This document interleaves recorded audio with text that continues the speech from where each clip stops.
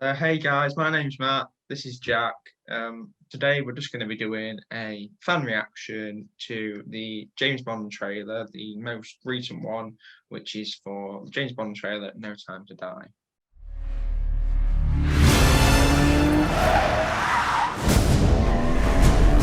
Why would I betray you? We all have our secrets. We just didn't get to yours yet.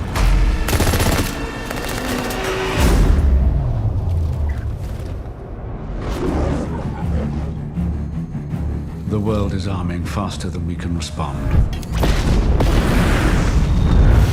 Where's 007? I need a favor, brother. You're the only one I trust for this. The world's moved on, Commander Bond. You were 00? 2 years. So stay in your lane. You get in my way, I will put a bullet in your knee. The one that works. I thought you two would get along. Name? Bond. James Bond. So you're not dead? Hello, Q. I've missed you. It's the most valuable asset this country has. If you feel yourself losing control, I'm not going to lose control. So it looks like they're taking it back more old school with the cars going around with the gun. It seems they're going a bit more back to basics. Just by Yeah, what I I've seen in the trailer. I thought it was a very interesting kind of built-up on concept. Like it seemed from what I'd seen in previous ones, it looks like it's going. It looks like it's bringing a bit of the Skyfall motif that it had a bit more action to it, but it's going back to the kind of origins of Daniel Craig's first films. It was the way the action was shot at once, like the color grading. It was a lot like John Wick. I don't know if they took inspiration from that, but it seems to be really focused on more grounded action. This one, Yeah, like, got take away from the trailer.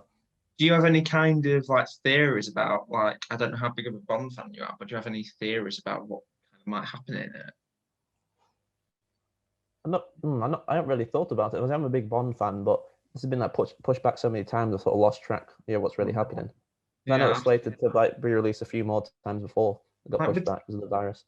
Like with the music, like I'm like, just reading off Billy because I haven't really read much into it. It seems like there could be a bit of mistrust. I don't know because I haven't seen really the origins of what the story behind it is, and having only seen that, it's kind of what is really going to happen, or is there any relationship between the main villain played by Rami? Yeah, the villain with like the white mask looked really interesting. Really cool look on that. It's looking quite like an interest, like considering that it's been pushed back from 2020 now into late 2021, later this year.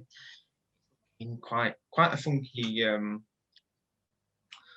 in James Bond. Do you think, however, from that, where do you think it should go next with like the Bond series? And do you think what would you like to see in Craig's finality now that you've seen the trailer? But yeah, I think this probably should be Craig's last. I think he's probably got some more in him, but I think he's at a point now with he's had a good, long set of films. He's looking older. I think there's an actor called Scott Adkins as well. I'm a really big fan of as this. He does a lot of action. I think he would be really good as cast as James Bond. I was thinking as well, Idris Elba would make such a good Bond. Why do you say Idris Elba? From my personal view, I've always like a lot of people would say maybe Tom Hiddleston's more known for the main franchises with Marvel, but I think, like you said, they're not really recognised actors. But with Idris Elba, who's more recognised for recently working on Hobbs and Shaw and stuff like that, do you think that could work? Do you think having a more recognised actor, or do you think playing a more plain actor and going like routes that other maybe on TV shows that have gone with less well-known actors and letting them grow into the role? Because like not many people knew to start off Bonds, and you've had the likes of Timothy Dalton, Roger Moore, who were well-known. Roger Moore more for the same before Bond. But are you more happy with a well-known, recognised name taking up the leadership, considering that if this is Daniel Craig's last Bond? Yeah, maybe. It's just, I think as well, it'd be good, because there hasn't been any African-American Bonds. So I think that's a good opportunity as well to sort of diversify some of the actors. And I think just whoever's best for the role was, he's like the person who comes to mind first, but he's sort of got like natural sort of suaveness, sort of like Bond naturally, and he's got sort of, even his natural accent sort of fits the Bond character. But I see some like smaller characters, and you mentioned like Tom Hiddleston. I think he could play it quite well. Yeah. So considering that this seems like this is it from the way it's publicized and from the way Daniel Craig has said it, because you never know, he might say, actually, I want to do another one. If this is it, where would you what do you want to happen to his Bond? Where do you see from the trailer where his Bond is going to end? I think the most obvious thing would probably just be retirement. Okay. This way it's going to go. I was thinking as well, like they'll never do it, but like the new Spider-Man is rumored to have like all of the Spider-Man actors in one. I think what if they did like a crossover, like every Bond actor that's still alive, sort of in one film? That doesn't, I don't know. I just thought that could be really interesting. But it doesn't fit with the Bond theme at all, though.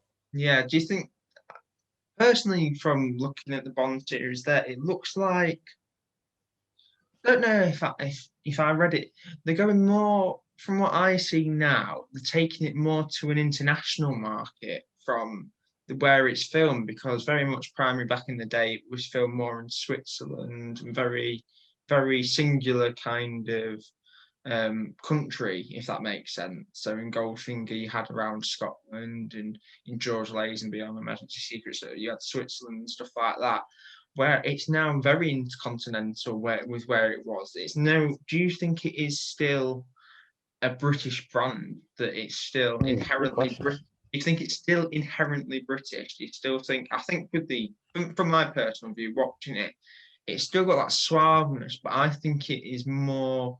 It's a British institution of the character, the self-made by Ian Fleming, but I feel it's more becoming an American-styled kind of series rather than what was once from Ian Fleming's idea and from people who have made it. I think in this era of Craig, it's now moved more suave. I don't know how you feel. Yeah, but it just seems sort of starting to be shot, even if you look at cinematography, shot more like, I think that started with Pierce Brosnan as well. It sort of really started to creep into sort of American style action.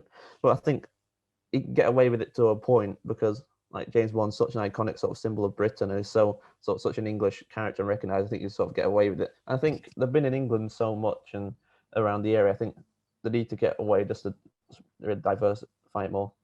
So in closing remarks, in kind of wrapping up this, where or who would you like to direct the next Bond film, and what would you like? What if you could name it? What would you want it to be called, and what would be a small story you wanted it to be about?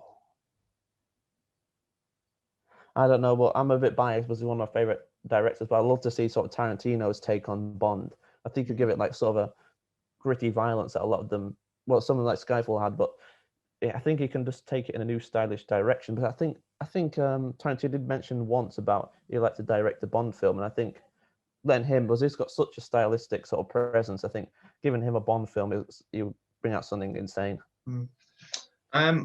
On a personal, I agree with what you say, giving Tarantino a go at kind of getting a crack of the whip, because I think maybe it could be like a younger kind of director, give them a chance. Is that, because I don't know many young directors, but do you want to look for something fresh? Because we know Tarantino.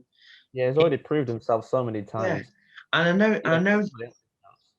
Yeah, I know there's a risk there in taking a younger, maybe undistinguished kind of director, but is that where you're saying more diverse? Does it just need to be? Do we need to be more, on a personal note? Do I think we need to be more diverse from the ground up? And I'm a bit unsure. At the moment, I would go for it, like you say, Tarantino, just to kind of see if that is the direction of change it would take. But that's a person, and that's what I think, and that's what I think Jack thinks. So I don't know if you want to say any closing remarks, but that's what we've talked about in this. Yeah, it's definitely. Well, overall, it's really probably a different looking film, especially compared to the others Craig's done now, not counting the others. It's going to be interesting to see him sort of what you can tell by the trailers is sort of showing how old he is, and I think his age is going to really show in this one. Yeah, and that's that's where we stand, and that's what we think. So I hope you've enjoyed the video, and cheers, Jack, for coming on. And hopefully we might have another video at some point. But if this is the only one, then we hope you've enjoyed it. I don't know if you want to say bye, Jack. Well, that's been me, Matt. I've been Jack. And thank you very much for joining.